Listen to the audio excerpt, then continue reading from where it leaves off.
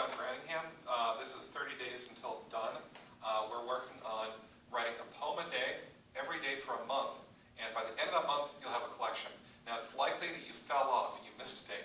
Oh, sin of sins, it's okay, it's all right. Just get back with it, and it's just be perfectly fine.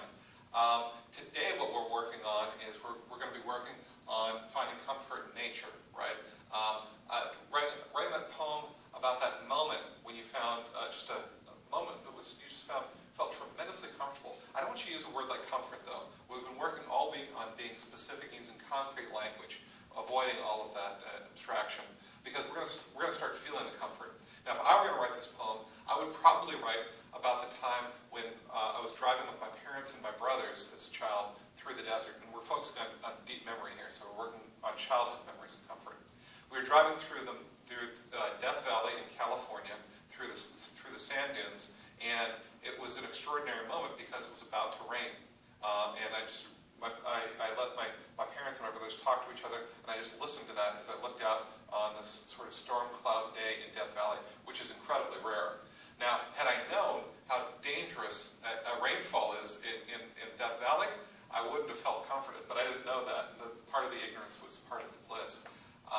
And so that's the kind of thing that we're going to write about. Nature as a child, outside, giving comfort.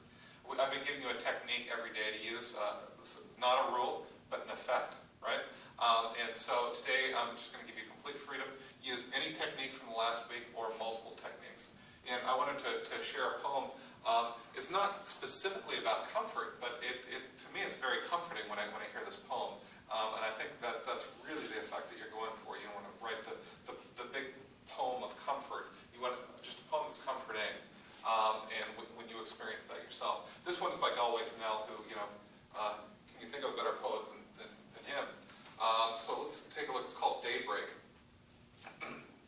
On the tidal mud, just before sunset, dozens of starfishes were creeping. It was as though the mud were a sky, and enormous, imperfect stars moved across it as slowly as the actual stars cross heaven. All at once they stopped, and as if they had simply increased their receptivity to gravity, they sank down into the mud.